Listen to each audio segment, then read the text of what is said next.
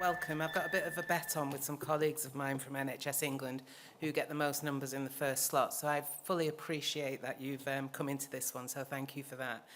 So good morning to you all and welcome to the NOLEX HFM conference. And I know it must have been difficult actually to choose which work stream to go in because they're overlapping. But as Matthew says, the presentations are recorded and they will be available afterwards. So I'm Kay Mulcahy. I'm the Associate Director and National Lead for Estates and Facilities Operations at NHS England. Some of you may have seen me before, some maybe not. I do recognise some faces in the room, no more so than people I worked with earlier this year. So just by way of introduction, I started at NHS England on the 1st of April this year, following a long career at Nottinghamshire Healthcare NHS Foundation Trust, where I was their Director of Estates and Facilities. I've got 28 years experience within the NHS and I'm a caterer by background, and I've worked my role from pot washer to director, which is a sort of claim to fame personally for me, I would say, and worked in every role in between from a soft FM perspective. So I was also a bit heavily involved in HEFMA, which is the Health Estates and Facilities Management Association, over the last sort of 16 years, and I was the former Trent Branch Chair, Assistant National Secretary for 7 years, a Board Director for 6 years, and more recently, from May 2022 to May 2024, I was the National Chair of HEFMA, the first and only female to be National Chair in their 30 years of existence. So again, a bit of another personal claim to fame. So that's just a bit of a brief introduction as to who I am and why I'm stood here, really. So, I need to remember to flick the slides on, so please tell me if I forget. So what we're going to look at, I know this is about time management, but I thought we'd set the scene by saying what the national profile is happening within NHS England. So I do feel very privileged to be asked to stand here, and as the national lead for Soft FM from a policy and standards perspective and the link to the ministers and Parliament, I think it's interesting and useful to let you know what we're working on and what we're dealing with and where you can actually contribute and make a difference with that. So I'm going to take you through a few things that are pertinent to Soft FM. It's not the whole of my role. There are other things of my role, but obviously this conference is focusing on the Soft FM side. So I first intend to set the scene, tell you a bit about NHS Estates, if you didn't know the profiling of that, and then give you a bit of an overview of my team, the operational team within NHS England. I think there's a perception that we're a huge team, and actually you will find that we're not. But we've got a lot on our agenda. So I'm going to do that. I'm going to talk about Soft FM from a workforce perspective and some of the opportunities and challenges within that, which will either ring home to you and stay pertinent, or you might think, oh, I didn't know that, and able to engage in something different. From the workforce point of view, I'll also finish on the national objectives, so other things that we're working on from NHS England national perspective. So hopefully that was some of what you were expecting. If not, I think you can dip out and go into other rooms, but hopefully you'll get something from this session. So just to put it in context, and this slide is quite interesting for me because it does give a bit of a snapshot. So it is a snapshot in time. So this is today's NHS Estates, really. We work across nearly 13,000 sites in totality across England, and we occupy a platform of 27.2 million metres squared, which is massive, and this is just in England. We do work with the devolved nations of Northern Ireland, Scotland and Wales, but this is purely about England. We serve, as shown on here, 227 meals per minute, so it's about 500,000 meals a day, and the new ERIC returns, which are due out on the 17th of October, are demonstrated 249 meals per minute. So if you think about that in context, that's absolutely huge. We clean the area of the size of Gibraltar 2,500 times a day. So that's our cleaning regime across the NHS estate, with a 12.4 billion annual revenue and a net book value of 49 billion across the NHS estate of varying different degrees. Equally, more patients sleep in our beds each night than there are hotel rooms in London, and non-clinical space is equivalent to 79 general hospitals. And it's that where there's a key focus from a state's point of view of reducing that non-clinical space and utilisation of such. And our green energy usage is enough to power 452,000 homes annually. So I'm sure you'll agree, this is a massive undertaking for our teams and actually often goes unrecognised and happens behind the scene, and it just happens there in the background. So we do need to engage more to highlight the fantastic work that we've achieved every day and the enhancing and what we do to enhance our patients' care and the quality of the care that they receive. My role is to enhance that national profile. So I'll take you through the structure then to give you a little bit of context as to where I sit and to who. So I'm the Associate Director of National Estates Operations. There's other colleagues that do tech guidance and other things as well. But I report to a lady called Fiona Daly, who's the Deputy Director of Estates and Facilities, and I report some elements directly to Simon Corbin and some through Fiona, who is our Director and National Estates Lead, Head of Profession. So their names you should know. If not Fiona, you should know Simon's because he's normally all over LinkedIn promoting the work that we do.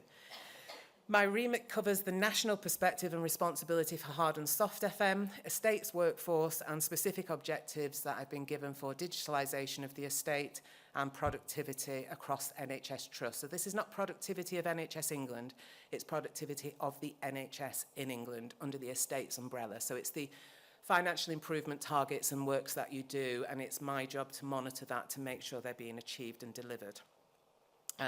And then there's a few other things that they drop in as well, just for good measure. I'm directly supported by Emma Brooks, who's the head of Soft FM. She's doing a session on cleaning at the moment. She's around all day if you want to catch her. So some of you will see her and some of your colleagues might be seeing her presentation. Simon Pickin is my head of Hard FM. He started, so Emma's been in NHS England about 7 years. Simon Pickin joined 2 weeks later than me, so he's new to the team. And I've got Faye Lane and Lucy Rowe, who are the workforce, Estates and Facilities workforce managers. So Faye Lane replaced recently Caroline Lowe, if anybody knew her. From a workforce perspective, Caroline was promoted internally with NHS England, and therefore Faye's replaced her. But I'll go into a bit more detail about what that remit looks like in a moment. So just for information, so that I'm not missing anybody out, I mentioned Simon Pickin. He's the head of Hard FM. Some of Simon's job, but the main things that he's looking at in this year is looking at credentialing platform for authorising engineers, authorising persons and competent persons, and we're working with IHEAM in that. A safety management system for estates in the NHS, and a Hard FM framework that supports that initiative. He's supported by a gentleman called Mazin Dowd, who's the head of fire for NHS England, and he's also the lead engineer for fire for IHEAM.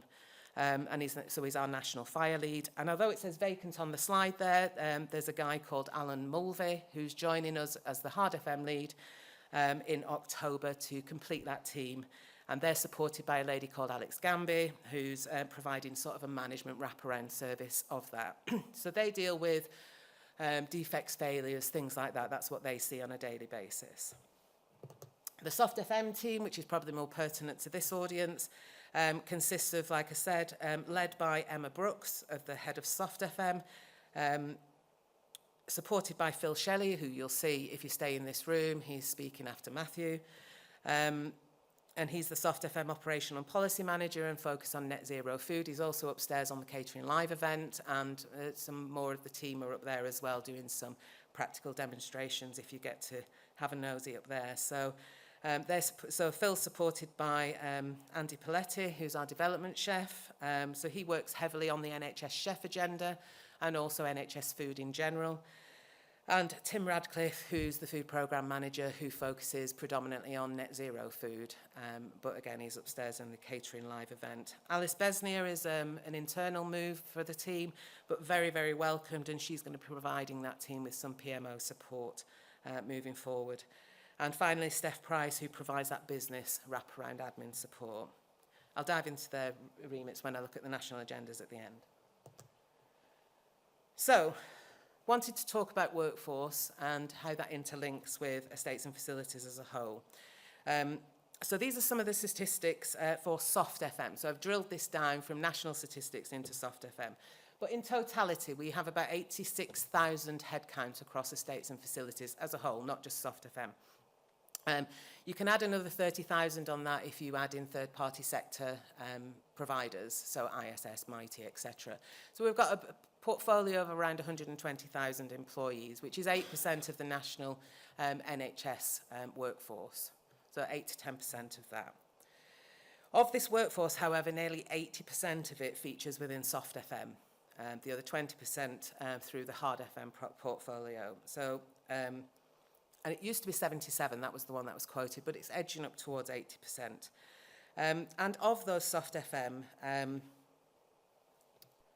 the majority sit in bands, what was 1, but 2 to 4.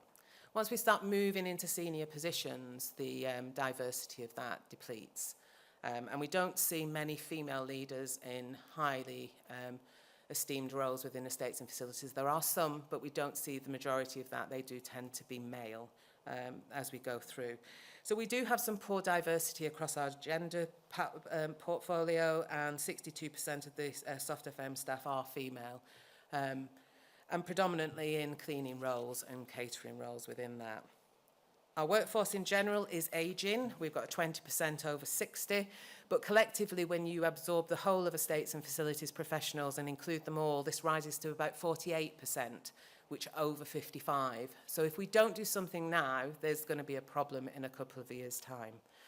So this is double the average of the NHS as a whole from a workforce perspective. So when looking at the other end of the spectrum, we have less than 5% that feature under 25s. So we need to do something at the front end, and we need to do something at the back end and treat the people in the middle as they need to be in order to sustain our workforce for the future. Otherwise, we're going to come into extreme difficulties. Equally, our equality, diversity and inclusion statistics show us that 20% of estates and facilities senior leaders are female, compared to 62% of the NHS average. So we're against the grain there as well. We have a high turnover with 7.6% leavers rates across soft FM. And this is people leaving the NHS. It's not people moving within the NHS, because I know estates and facilities can be used as a stepping stone into nursing roles, etc. But this is people physically leaving off ESR and leaving trusts. That's 7.6% leavers rate there. And the most identified there are bands 8C and band 2. They're the biggest leaver rates. With most cited reasons for leaving through the NHS survey and through some of the feedback that we get from exit interviews, etc., being health, working relationships and work-life balances. So that'll either hit home in your organisations or it'll be completely foreign, but it is the ones that are most reported. And finally, we're seeing 30% of soft FM staff leave after 1 to 3 years, and that's leave the NHS, not leave and go to another service, like I said before. So it's never been more important to look at careers for our services rather than just jobs, and again, I'll touch on this bit in a bit more detail.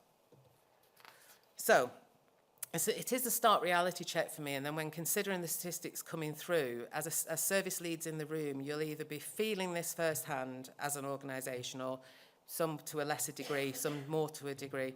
But it's really, the reality is indicating that a need to review our workforce offer and planning to enhance workforce of the future.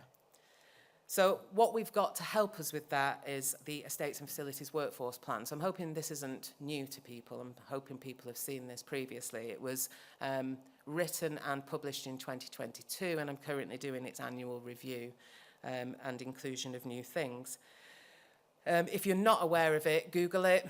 It'll come up on the NHSE website, or you can get it off the Future Collaboration Hub. It's also on there too. So our plan is linked directly to the NHS long-term workforce plan of the NHS. So it's important that estates and facilities feature on people and culture executive positions. And they're not just talking nursing, they are talking about the support functions that are associated as well. It's linked to that workforce plan, the people plan and promise, and the national ED&I improvement plan, which our own estates and facilities one is due to be launched in the next month.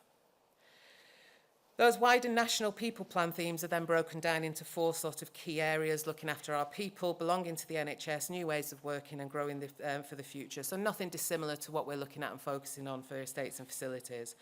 It's with these in mind, however, that the priorities can be seen to improve the health and well-being of our workforce, embed those ED&I principles, develop our people and build the next generation, and we aim to do this by boosting health and well-being in the workplace, making estates and facilities an inclusive place to work, creating new careers, offering a career, not just a job, which is really vital, and enable our skills to be future-proofed. And we'll do this using the data available to us. Our data's not great, and it's a bit mixed bag, and it's quite limited at present, but myself, Lucy and Faye are developing this as we speak in order to make it more inclusive. And we're and we need to develop our managers, making sure that people, when they move through the ranks, because the soft FM profession tends to be somebody who's worked at the trade sort of level and worked through.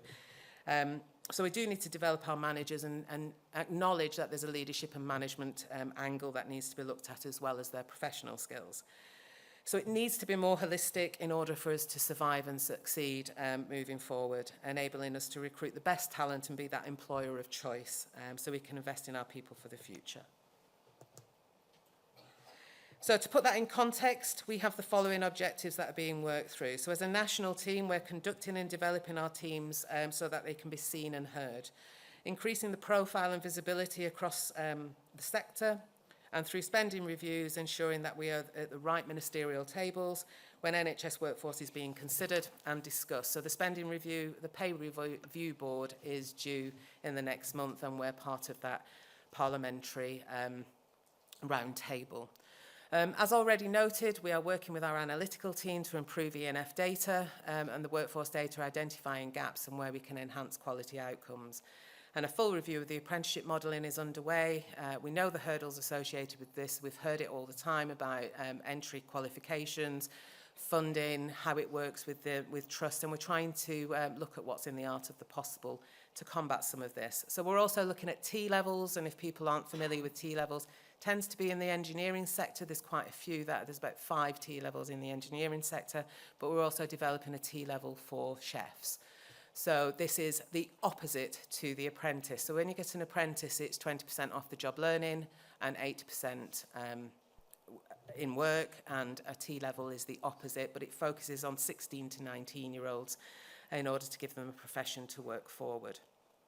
We're launching and developing a bespoke NHS engineering graduate scheme. So myself and Lucy are writing this with an education provider and various stakeholders that are in the mix with the plan to launch this from September 2025. The timing is really tight, and we do need to plan it correctly in order to work with the universities to make sure that that takes place when it should. I talked about leadership and management, so in the broader sector, since I started at NHS England in April, I made sure I had the conversations about getting estates and facilities recognised on the National Graduation Programme. So lots of people come through the grad programme. It's a leadership and management programme, but estates and facilities have never been included. All I can say at this stage is we're included in the spending review for it, but the result of that hasn't been publicly announced as of yet. So fingers crossed that we do get included in that, because it will be a brilliant thing to work forward. Specifically for our cleaning professionals, we have the early entries careers. So this is something I'm working on as we speak. And this is an investment initiative to help certain trusts who are struggling to appoint cleaning professionals to invest in their recruitment strategies in order for them to have an enhancement to get cleaning professionals in post. So this will cover sort of band 2 and 3 cleaning operatives. And we're just working through that process as we speak and going through how we'll fund that and how that distribution will work. People will be aware of the ENF uniform project. It's sort of gone a bit quiet, deliberately so, because there's been so much going on. But we're at a stage really where there's been some consultation with external providers. There'll be some consultation with NHS directly employed, and NHS supply chain will be taking that through. So it's an initiative that's not mandated. So it'll be a uniform that will be available should you wish to purchase. It won't be mandated that you must do, but it does recognise staff and the teams as a unified workforce.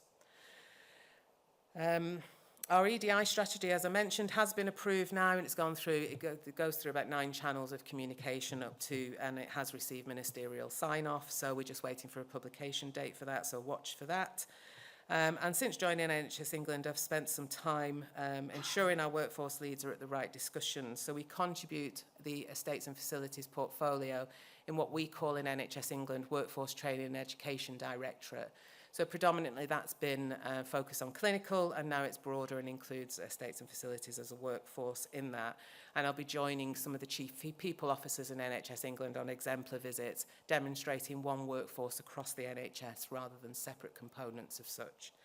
So, and we're also looking at things like retention. So we're on the retention board, overhauling recruitment, which is about the full offer that the NHS provides rather than just a monetary value being seen.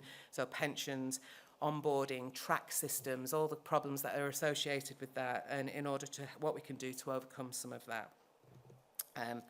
And one of the things that seems to be key to people is the terminology on the NHS survey of estates and ancillary staff, and ancillary is an antiquated comment and phrase. It's linked into ESR, but we're looking to have that changed so it reflects the jobs that people actually do, and then maybe the NHS staff survey uptake may improve. And finally, agenda for change. So we are strategically engaged in providing estates and facilities evidence to support the annual pay review, and this is looking collectively across all banding structures, and whether we need to consider and review the reintroduction of recruitment and retention premiums for some of the staff within estates and facilities against the pay structures and their roles. So, nearly done. So these are some of the opportunities then, and they're listed there. But I mean, one of the things that we are doing as a collaboration piece of work with the ICS structure. So if we tried to address every trust, it would be very difficult with a small team within NHS England. So we try to target the ICS infrastructure. There's 42 ICSs, and there's 42 ICS infrastructure strategies, of which workforce and estates and facilities were included within that, demonstrating difficulties in recruitment for capital posts, particularly senior project managers, but also the direct trade staff of estates and soft FM services. So we're going to raise our profile through the workforce planning that I've mentioned, highlighting the organisational risks and services at board level. We've been working on a template, or I've been working on a template with Simon Corbyn, to have something that can be presented to boards. So we've got some unified sort of data returns that boards will see.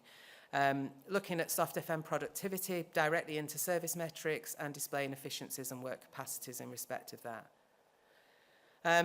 Moving to a collective recruitment and retention planning for the whole overhauling recruitment. So stop thinking of yourself as one organisation, think of yourself as an ICS, or think of yourself as the NHS. And any contributions to influence that workforce plan would be greatly received. We need to do a lot of work with track and the onboarding. It takes 3 months on average to get somebody into the NHS, and they can go to Asda and be employed within 2 weeks. We're just not competitive. We're not seen as the employer of choice. So we need to unpick some of that, which we're doing at the moment, as well as the pay considerations moving forward. So a big focus has to be on the retention of our teams and offering the careers, not jobs. So we're working on a career route map for our teams so that they can stay with us, maybe in different roles, but stay with us and develop whilst they're there, providing you as organisational providers templates for training needs analysis, etc., of when somebody starts to where they could get to and what they need to do in between. Looking at those retire and returns, flexible working and succession planning, but addressing the younger generation as well, and investing in mid-managers for the future. With that comes training and development, which is a theme of today as well, and the whole piece of digital skills. So we've got an estates and facilities workforce that's not very digitalised. We've got a digital workforce that sits sort of separate and doesn't really include estates, and my job is to marry the two up. So that will be a developing agenda, I would say. But what it does is it will release time back. So it's putting in things in place to allow people to have time back to do the jobs that they're actually paid and employed to do. So the opportunities are there. We just need to ensure we come together to enact them. Doing them in silo won't work. We do need to do them on a grander scale, and that's through the ENF workforce planning. So this slide just simplifies what I've just said in reality and splits them into those key areas and the stuff that we're looking at. So it's one to reference when you get the slide pack. Just conscious of time. Am I doing all right? I'm doing all right. I'm normally like to the wire, but I'm not today, so it's okay. So I want to talk to you a little bit about national objectives for soft FM, because it's not just workforce that we have to look at. So I wanted to highlight these in a bit more detail, really. So the cleaning standards, people may not have heard of the cleaning standards review. So cleaning standards were published in 2021, and they have just been, we have just rewritten them, Emma, myself and Phil, and gone through the whole comms process, but to put the fear at bay, the specification, the assessments, etc., isn't changing. What the change is that we've included ambulance trusts and care homes.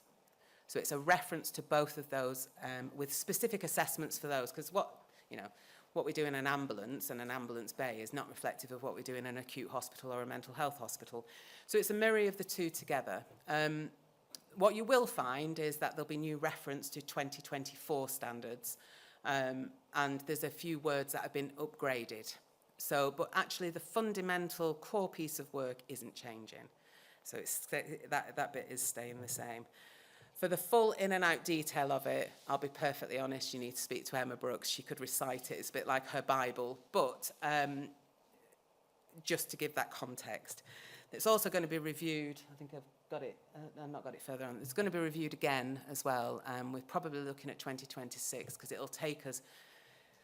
The processes in NHS England are, you have to write it, get it approved in various different forums, etc., and then get it signed off by the ministers and the Secretary of State. So, and the change of government has skewed some of that a little. But they will be reviewed again in 2026, is what we're saying, where they'll be republished. But again, to allay those fears, it'll be a slight update on terminology and language, but that's to include primary care. Okay, so it's not to change things fundamentally. So, we have also worked on a document to address religious diets, and we've written a document, of guidance document in respect of that for all the different sort of festivals and various religious celebrations and things that you need to look out for. And that's, again, going through our comms process, so it will be published very shortly. We have NHS Chefs Finals, so I don't know if any of your teams are in these, but there are 8 groups of people, 8 twos, that have been successful to finals week, which is on the 14th to 18th of October, over in York. And Lisa Goodwin-Allen, if you're aware of Celebrity Chefs, she did Great British Menu, and she did some work with the NHS through COVID, is our guest judge for that, and will be judging at the latter end of that week. I had the absolute pleasure last week of spending, it was a long day, it was a 15-hour day with the chefs on a mentoring event, and just seeing their confidence grow from the start of the day to the end was absolutely outstanding. They are, and as are all our catering services, a true representation of the NHS and the catering function that is often, again, unseen. And their professionalism, dedication and commitment is actually second to none. They are really true ambassadors of our service, and as a caterer by background, it really did hit the heartstrings there of what people did. They are a small representation of the teams in the field, and additional considerations. And when you think about what the caterers have to deal with these days, when you come to allergens, specific diets, personalised viewing, mental health services where there are restrictions on food because it could be used for other purposes than nutrition and hydration, their role is massive, and the majority of these teams are band 2. It just doesn't equate in my headspace, to be fair, but it is as it is. And they do deliver, as we've said, around 500,000 meals per day across our catering services, all to keep our patients safe and enhance the quality of care that they receive. NHS Chef is an annual event, so if you're not in it this year, look out for it in 2025. I will mention and promote exemplar status. So we have a standard set of processes for individual services in estates and facilities to gain exemplar status across cleaning, portering and catering. And if you're interested in that, there's an application form to fill in, and then we can assess where you're at and how we move that forward. I'm sure there are more than what we've got registered who function as exemplar status. So again, myself, Emma or Phil can assist you with that if you've got an interest. The next 2 are new to the field of soft FM and something I've introduced since being in place at my start at NHS England. So the first is the launch of a soft FM transformation programme. What we've done as a team is review the ERIC data, Like I say, it's last year's, and then last year's is due to come out on the 17th of October. So we've viewed that. We've had a look at where people may be having challenges and where they've already got action plans in place, and we've picked 3 trusts to start with as a pilot. I'm not going to name the trust because we're still going through the process, but what we're doing is we're going to meet with them and do a presentation of data pack to them in September, back end of September, early October, and then myself, Emma and Phil are taking one of the trusts each, and we will work with them on a 3-month programme against their own action plan of how we can transform some of the offering they have within Soft FM, and it's purely Soft FM based. We will work with them 1 day a week for 3 months as part of their team, not as an overseer of it and not as a regulator towards it, but as part of their team. And then after the first 3 months, we'll do a bit of an evaluation, and then we'll do a further 3 months. So it's a full 6-month programme where we will be face-to-face visits once a month, but Teams calls once a week. So it's a full sort of wraparound service in that. And like I said, myself, Emma and Phil are the 3 leads from NHS England working with the directors of estates and facilities in the trusts and the teams accordingly to make sure that it lands correctly and we get the right outcomes. We'll do a full evaluation of that and see where those things could benefit other services and other organisations, particularly where there's difficulties and challenges that, just for them internally, they can't seem to unpick. So the next one is a Soft FM National Forum. So if people have ever gone on the National Workforce Forum from estates, it's similar to that. But what I've done is I've kept the workforce one, I've introduced a Soft FM one, and I've introduced a Hard FM one. So every month there'll either be workforce, Hard FM or Soft FM, and then the month after it'll be something different. So once a quarter there'll be one of each, but every month there'll be something across those 3 streams. So this is a forum that is open to all people who work within Soft FM. I don't care about banding, structure, hierarchy, it's nothing about that. Where we'll be able to give a national forum platform and profile as to what's going on and what needs to happen, and also to gain contribution from individual services as about what we can do, what changes you're looking for, and what's going to have the most organisational impact moving forward. So the first one for Soft FM will be in October. We're just trying to sort the date. We'll put the date out on the Future Collaborations Hub, but I'm familiar that lots of people don't necessarily go on that. So if you don't, we'll also be sending an email targeted at your directors of estates and facilities, or your catering needs or your cleaning needs, the contacts that we've got. So if you have a particular interest and you're not sure if we've got the right contact, see me, give me your contact, and we'll make sure you're included in that correspondence. But we'll try and do a little bit of a promotional piece for that. Like I say, it's an open invitation and it's to all Soft FM providers, and it will be online. It will be a Teams event so that we can geographically cover the whole of England. With such a small team in NHS England, we can't be everywhere and everywhere, anywhere and everywhere. We need to be able to target that and look at where the focus needs to be. So we're trying to bring you to us so we can understand that much better rather than us trying to get out to everywhere and not really succeeding with that. So raising our profile as much as it is the services.